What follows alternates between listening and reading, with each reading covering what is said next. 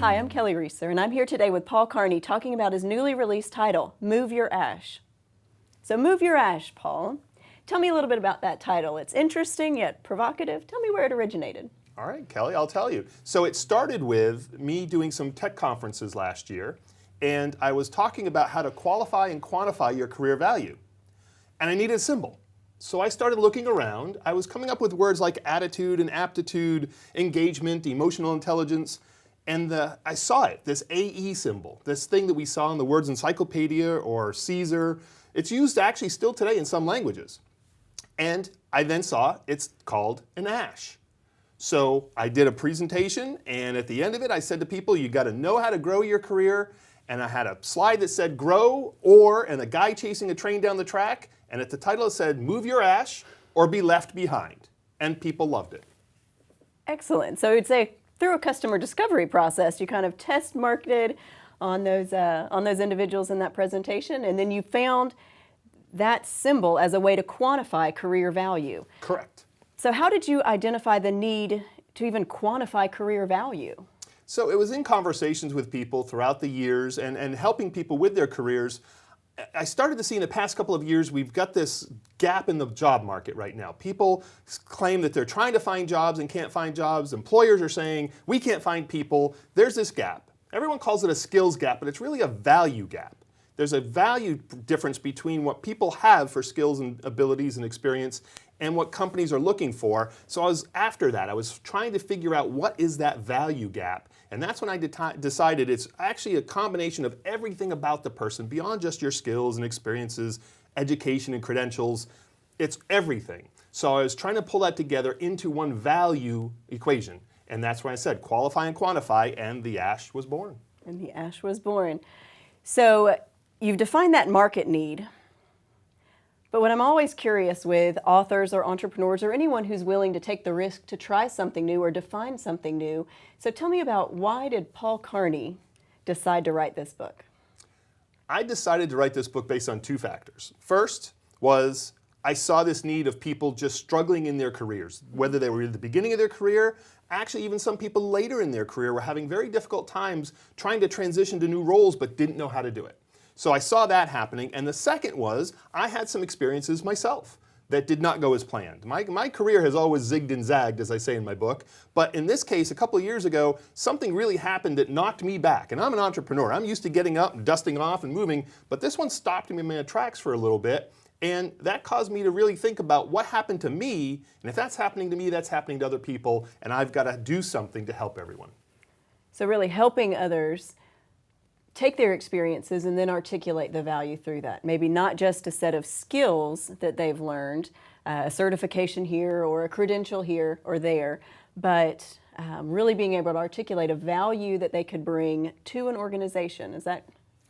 That's exactly what it is. And what I found was, and I say this in my book and my speeches, is while you were busy being busy, the job market changed on you and you weren't paying attention necessarily. And that's what I'm trying to do, is help people understand every day you got to be out there doing what you got to do, but understand what you're doing and how you're adding value, so that when you're ready for that promotion or you want to go for another job, you've got what you need to go do it. Excellent. So you've talked about the zigs and zags in your own career path. If you could just start a little earlier and walk us through some of those transitions that have led to Move Your Ash. So I'll start with, I was a high school math teacher to start with. That surprises everyone when they hear that I actually was a high school math teacher, loved it, but I wrote my first computer program, which then I sold to somebody and said, I love these computer things. And this is the late 80s, thinking I'm going after computers, and then jumped into the computer market, saw my first web browser in 1993 and said, that thing called the web is going to take off. I have to figure out what to do in there. So I started my first web business in 1997. It was a baby gift basket business. Sold tremendous amounts of them, and then sold that business to somebody else, and then went on and started 2 more technology startups. So my career got into IT, startups as a business guy, and then landed in HR, human resources, where I learned a lot about not only how an organization manages its workforce, but how we look at the workforce in the job marketplace, economic development, workforce development, and that's where I started to really see this is where we're seeing this mix going on. We need to help people figure out how to find the right opportunities and how to help companies find the right people. Excellent. So now you found yourself in an HR position within a large corporate structure. You spoke briefly on the individual having a skills gap between where they currently are in their position and where they want to be as a professional. Tell me from the corporate angle, what have you seen as far as a gap between the need of the organization and the perhaps the ability of the individual working in the organization? That's a great question, and from the organizations, and it doesn't matter if you're a small organization or a large organization, every organization is sort of struggling with trying to come up with how to keep their workers engaged. That's the big word right now, engaged, and actually happiness came out the other day. In fact, I did a speech earlier this week where I had business leaders, and I said, how many of you think it's your job to make your employees happy? Not a single person raised their hand. And I said, right, that's a byproduct, a side effect of you making sure they know their value and they feel valued. So happiness comes with that. So that's the thing, is in that marketplace, companies right now are trying to go after engagement, but really what they need to do is switch it around to understand the people who they have on their staff, what values they bring, and then take advantage of it to drive business results. And that's what I'm trying to do, is help organizations understand how to do that effectively. So Move Your Ash would have an application both for an individual to read, but also you would see it as applicable to managers in a corporate environment? I think what is important is that the managers understand the book is really geared towards the individual in their career, but if managers understand how helping the individual employee know more about their value, then they can have easier conversations with them when it comes to performance reviews or even promotion opportunities, because they're speaking the same language. They're understanding the corporation needs me to do this to drive business results, and here's what I bring to it, and the leader can then talk about that. But if they're not connected, then that's really difficult. And that's where the person says, I get no promotion opportunities, my boss doesn't recognize me, and the boss is saying, but they're just not doing what I need them to do, and that's the disconnect I see. Absolutely. So giving some common language for communication. Correct. Excellent. So Paul, you've had the opportunity to share this book with some individuals. Can you tell us about any feedback or comments from your initial reading audience that you'd like to share with us? Sure. So there's two things that have come out recently about this, and one of them was it's a byproduct of what my editor had said to me when I started working with the editor on the book, and it's on a sticky note on my monitor, still at home today, and it says, "Talk to me like you know me." And that's there, so I did some edits. She did some edits for me on the book where we made the tone. We made sure the tone was more conversational. And there was a reader recently that reached out to me and said, she did not know this story. She reached out and said, I got through the first few chapters and it's as if you were talking directly to me. And I was like, wow, I guess I did it. Check that. It's right. We did it. And then I called the editor and said, you'll never guess what I just heard. And she said, that's great. So it was one of those things. That was one of the moments where I realized that helped a lot. But the other one was where people are going out and highlighting and circling sections of the book, sharing it with me, sharing it with their friends, and posting it on social media. That to me is the part. That actually threw me back a little bit more. I didn't expect that type of sharing immediately from people, that they would post something out on social media saying, hey, I just read this and this is what I think. That's been awesome. I love that. Excellent. So I have noticed that that through looking through the book, that it's very actionable. You even include questions at the end of several chapters. That's the teacher. The teacher in me comes out. Excellent, excellent. So your entire experience culminating here in this book. Exactly. So you've got questions. You even invite the reader in your introduction to engage the book, to not allow the book to be a passive participant in the learning process, but you encourage us as readers to dog-ear the pages and Correct. Highlight. So tell me why you chose that style as opposed to maybe more of a novella style. So back to the goal of the book is to really get people to start understanding and documenting what they do. So to do that, you got to start doing it. You got to take action. So if the book is just this thing you're reading and parsing through and not really paying attention, that's not going to work. So by making it an action-oriented book, I'm hoping that's going to help them take actions they need to really start documenting and understanding what they do. Excellent. So your book, so Move Your Ash, walks us through the steps of know, grow, and show. So can you dive a little deeper into those? Let's start with know. Sure. So the biggest thing about knowing your career value is documenting what you do. And I tell people the one goal, if there's one thing that you get out of the entire 200 and some odd pages of this book, is to document what you do every day. And right now it's just document it. Don't worry about it. I talk about the concept called the memory jar or career jar, where you have slips of paper around and you just write anything that you've done and put it in the jar. Put it in the jar. Don't worry about correct grammar. Don't worry about sentence structure. Don't listen to your fourth grade teacher. Just write it down. Don't judge it. Later on, you'll come back with this pile of stuff and look through it all and go, wow, I forgot I did this and everything else. Whether you're trying to put together a resume for a job or a performance review, input to your leader for performance review, all of that stuff people forget. So the key thing about knowing your value is documenting what you do. Do you mean document in the instance of a task that you do, or do you, I don't want to give away anything in the book, Sure. but are you speaking to documenting tasks, or are you speaking to documenting more encompassing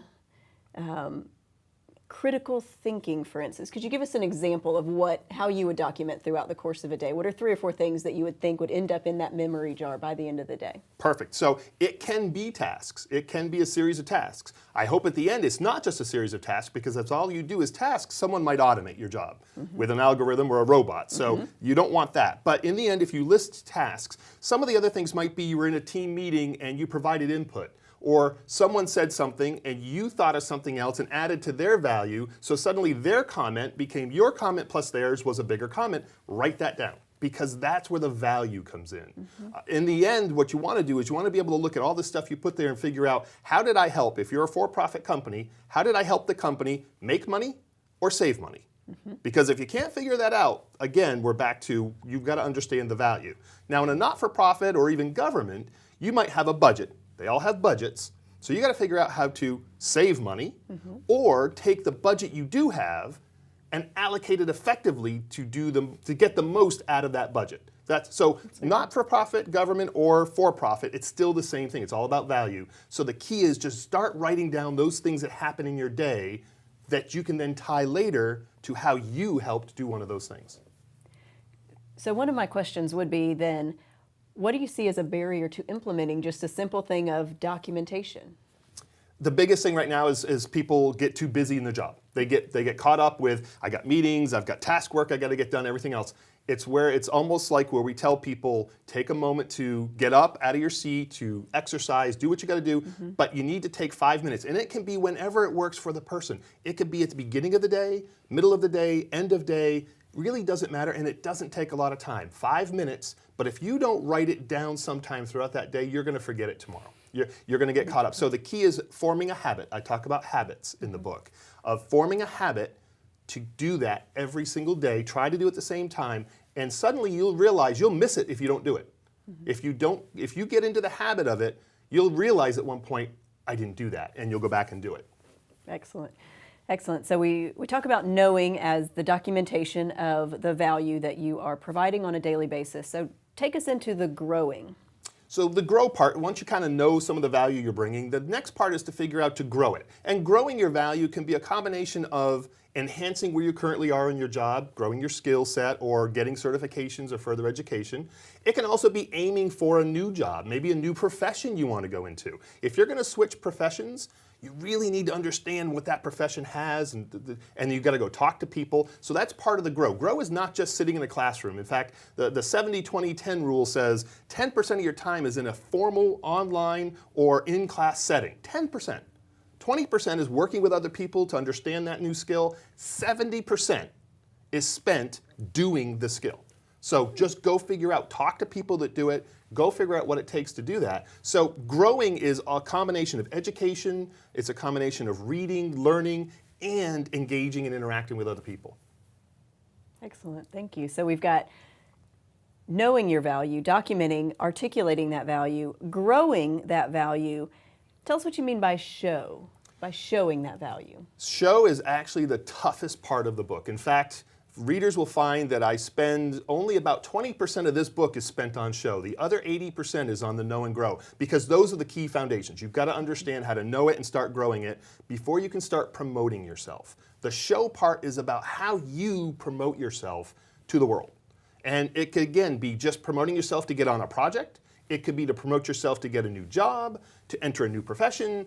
It doesn't matter what it is, but you've got to be able to present yourself in a way that's you're going to influence the other person to understand the value you're bringing, which is why we start with know and then the grow, because if you don't know your value, it's going to be really hard to tell your story. Absolutely. So it's about articulation, about being able to have the words and the tools that when you're asked for What do you bring to the table? Correct. And You one of have the an things answer that's for that. happening right now in our economy is this gig economy. They call it the gig economy, which means workers are going to band together from different places, form a project team, complete the project, disband. Now, 2 or 3 of them might come back again and do another project over here. And so think about that work. You've got a work team of 10 people. And this is a highly efficient team that's come together to solve a specific problem. Each person brings a very specific skill set or value. And if you don't understand what that is, it's going to be hard to join those teams because people aren't going to let you join the team because they're going to say, well, what value do you have? And there's the value going in, and then there's the value you get back out of it, which is your compensation for what you did. Absolutely. Yep. So you've launched this book in early April. Do you see this also with graduation season right at hand, high school graduations, college graduations? Do you see this as relevant for someone in an entry-level position, or do you see Move Your Ash as more of a mid-level, looking to advance read? So I see it this book will be able to help anyone in any part of their career. So I'll start with the workers who are in the working field right now, and whether it's beginning, mid, or later part of their career, they'll get something out of it because the tone of the book talks about a lot of experiences. So they'll actually shake their head many times and say, yep, that happened to me, or I heard that happen to someone else.